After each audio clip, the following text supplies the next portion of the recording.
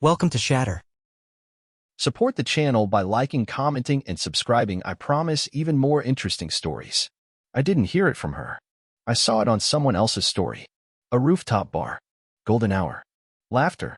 She was framed perfectly, back arched, head thrown slightly to the side, mid-laugh like someone who'd just been handed freedom. For women in the shot, each trying too hard to look effortless. But my eyes went straight to her. Not because of the smile. Because of the hand. A man's hand. Half in the frame. Resting too comfortably on her hip, his body just outside the camera's view. She didn't flinch. Didn't pull away. If anything, she leaned into it. Like it was natural. Like it belonged there. That's when everything inside me went silent. Not angry. Not heartbroken. Just still. She told me it was a mental reset. 30 days apart to reconnect with herself. Said she wasn't leaving for anyone else, just stepping back to reflect. It was supposed to be clean. Honest. Neutral. She even called it mature. But there was nothing mature about lies dressed in self-care language. Nothing honest about playing single while keeping the ring hidden in a drawer. I didn't confront her. Didn't text. Didn't ask who he was. I just watched. Closely. The next morning, I checked her tagged photos. Then her comments. Then her friends' stories. It didn't take long. They weren't hiding, not really. Just assuming I wouldn't be looking. She laughed differently in those videos. Looser. Like she'd been waiting to shed something. And I realized she hadn't left to find herself. She left to find someone else. And she was planning to come back when the thrill wore off. That's when the shift happened inside me. The part of me that wanted to wait, to fix, to talk, it died quietly. No funeral. No announcement. Just gone. I sat in our kitchen that night. Same chair. Same cup. But something was different. Me. I wasn't going to argue. Or chase. Or beg.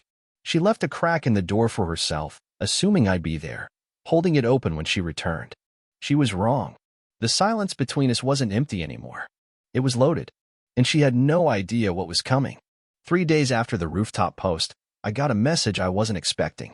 It was from Kyle, a guy I hadn't spoken to in over a year. We'd worked together once. Grabbed a few beers after office hours, shared a laugh or two. Nothing deep. But he always paid attention. The kind of guy who sees things and says nothing until it matters. His message was short, a screenshot, and one line. Didn't feel right keeping this to myself. Sorry, man. The screenshot hit like ice water. It was her. Same face. New name. On a dating app. Not even a subtle one. A popular one. Her profile read, recently separated. Exploring new energy. Connection over chaos. The photos she used? Two were mine. Ones I'd taken on our road trip to Oregon. One in front of the ocean, another on a rooftop in Portland, the same rooftop, I realized, as the post from earlier this week. That was her new stage. I didn't text her. Didn't ask about it. I just stared at the screen for a long time, then slowly set the phone down. It wasn't pain anymore. Not even shock.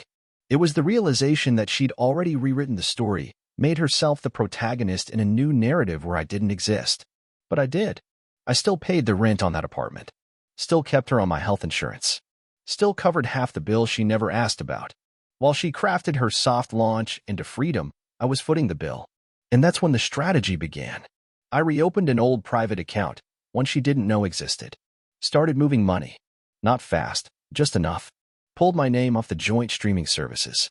Changed the passwords to our shared cloud storage. Deleted synced calendars. Nothing obvious.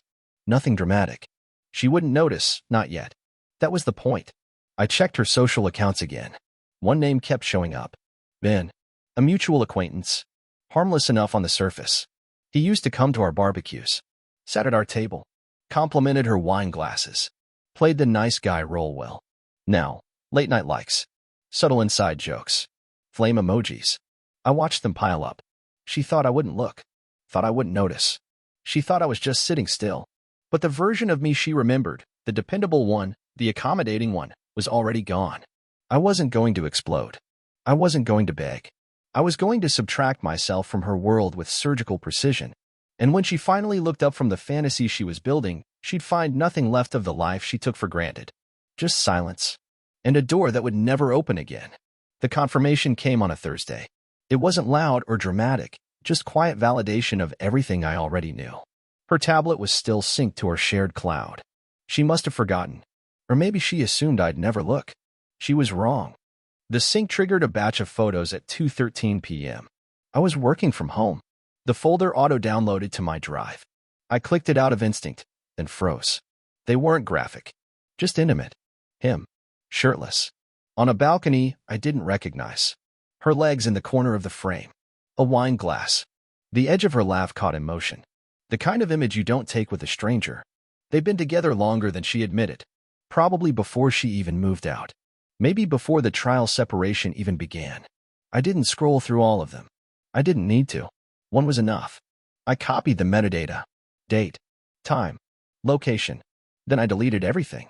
Not because I didn't want to remember, but because I didn't want to give her the satisfaction of knowing she'd left a scar. No texts. No confrontation. No, who is he? Or how long has this been going on? Just silence. The kind that spreads like fog through a house. That evening, I came home late. I made sure of it. She wasn't there, of course. Probably at his place. Or posting another quote about rebirth. I opened the drawer where she kept her spare keys. Gone. That told me everything. She didn't plan on being back consistently. She'd already started to build a second life, one foot in his apartment, the other in mine. A fallback in case things didn't work out with him. I wasn't a man anymore. I was a backup plan. So I changed the locks. Quietly. Efficiently. No drama. She wouldn't even notice until she needed something, a charger, a document, a sweater she left in the closet. And when the key didn't work, she'd stand there, confused. Maybe angry. Maybe scared. That wasn't my concern anymore. She wasn't coming back into my space, not physically, not emotionally. And still, I didn't block her. Didn't make a scene online. Didn't involve friends. That's what she expected: chaos. Fire. A meltdown she could play victim to. But I wasn't giving her that story. Instead, I started writing my own. I documented everything. Photos. Transactions. Text logs. Dates. Screenshots. Not for revenge. For precision. If she wanted to play smart, I'd play sharper. She had no idea how quiet a man can get when he stops caring. No threats. No yelling. Just progress. She had her freedom. Now she'd feel the weight of it. She texted me the next morning like nothing had changed. Hey, I might swing by later to grab my black coat and some stuff from the bathroom. Hope that's cool. I read the message. Then locked the screen. No response. 10 minutes later, another one. Can you just leave it in a bag by the door? Won't take long. Again, I didn't answer. I wasn't ghosting her. I was introducing her to silence. A silence earned by months of deception, by the smirks she thought I wouldn't notice, by the rewritten history she peddled online. And now she wanted convenience. She got clarity instead. By the time she arrived that evening, I was gone. Gym bag in hand. No note. No clue where I went. The coat wasn't by the door. The door itself didn't open. Her key didn't work. She called. Twice. Then a third time. Straight to voicemail. Her fourth message was colder. Really mature. I just needed my stuff. No reply.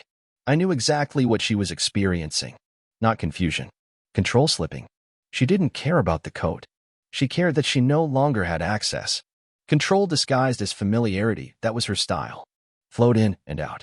Keep the strings loose, just in case she needed to pull one later. That phase was over. The next few days were blissfully quiet. She didn't call again. Didn't show up. I didn't hear from her friends. But I knew she was watching. She still had access to some of my socials, ones I left open on purpose. I didn't post anything drastic. No new chapter, captions, or shirtless gym selfies.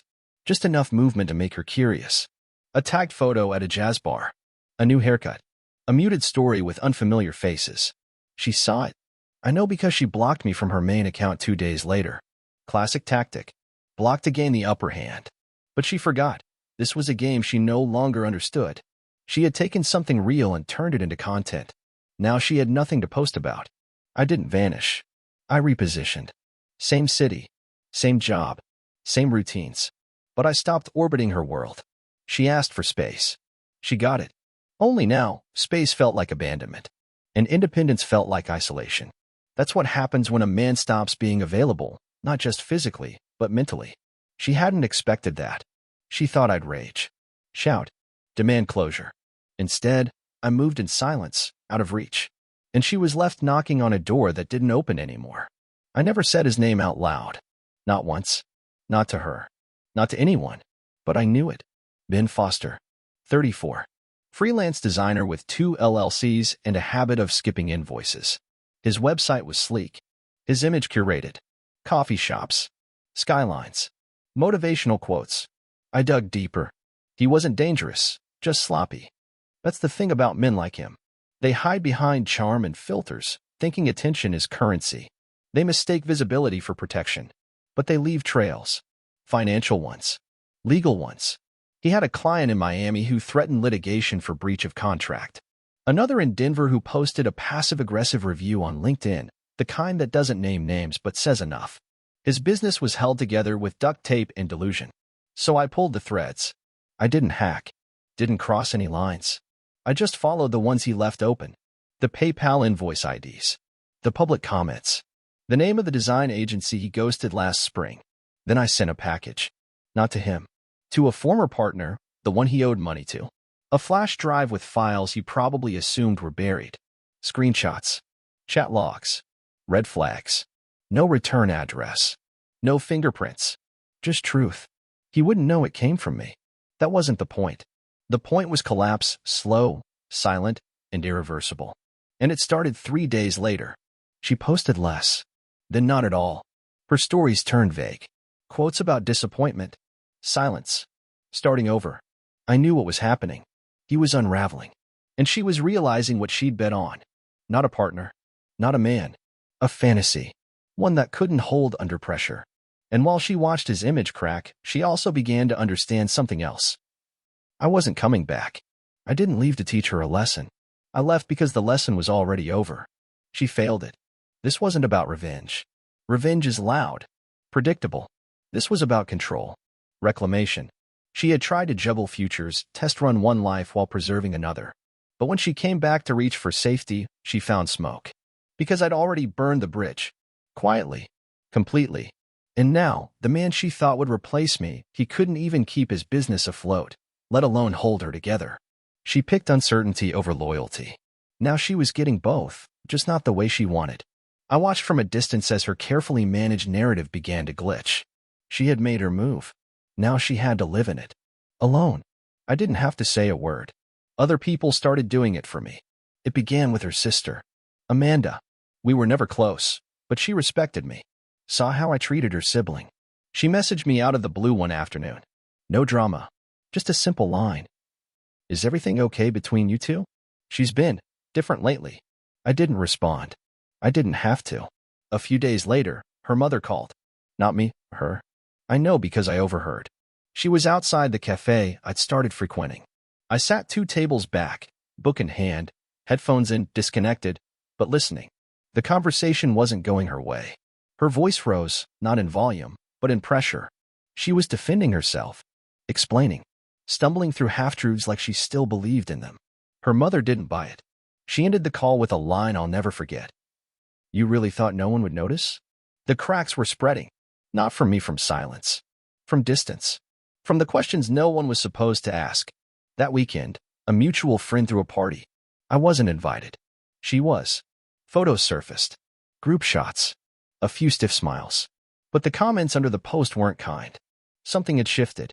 She wasn't the glowing centerpiece anymore. She looked tired. Off. Like someone performing a role they hadn't rehearsed. The stories people had been told, about our break, about her clarity, were wearing thin. And when truth stays quiet long enough, suspicion fills the silence. No one said it outright. But the whispers were louder than any accusation. She called me again that Sunday. No voicemail. Just a missed call. I didn't answer. She sent a message later that night. Do you think we could talk sometime? Just talk. I don't want to fight. Still, I said nothing. Because it wasn't about fighting. It was about her being seen fully. Not by me. By everyone else. She had told them she needed space, time, freedom. Now she was getting all 3. And it was suffocating her. The mask of reinvention was slipping. The post stopped altogether. Even her closest friends stopped commenting. Whatever narrative she had tried to write, it was unraveling in her hands. And me? I stayed quiet. Because real power isn't in what you say. It's in what you no longer need to explain. She was learning that now, one unanswered message at a time. And as the silence grew heavier, she finally understood what it meant to be alone in a room full of people, and still feel like the only sound is your own regret. She didn't break all at once. It started with silence, hers this time. No new photos. No cryptic captions. Just quiet. She slipped off the grid, but not into peace. Into panic. That's the thing about people who crave attention. They don't know how to survive without it. And once the audience disappears, they start to question their own worth. I wasn't blocking her. I didn't need to. She watched everything I let her see. She knew I was alive. Knew I was moving. But she had no idea how to reach me anymore. She started reaching out through proxies. A mutual friend asked me, "Hey, is everything okay? She seems off." Another sent a screenshot of a story she deleted minutes after posting. Just a dark photo with a single word, lost. Still, I said nothing. Because at this point, my absence was louder than any confrontation. And she was finally listening. I ran into her once, purely by chance. Or maybe not. It was a quiet Sunday morning, my new routine. Same coffee shop, same window seat. She walked in with hesitation on her face and too much makeup for that hour. She saw me, paused, then walked over like it was casual. Like we were still figuring things out. Like she hadn't detonated something she never truly valued. She said my name once. Soft. Unsure. I looked up, met her eyes, and said nothing. Just a nod. Then I went back to my book. She stood there for a few seconds, frozen in that space where ego meets reality. Then turned and left. That was the real shift. The one she couldn't prepare for. I wasn't angry. I was indifferent.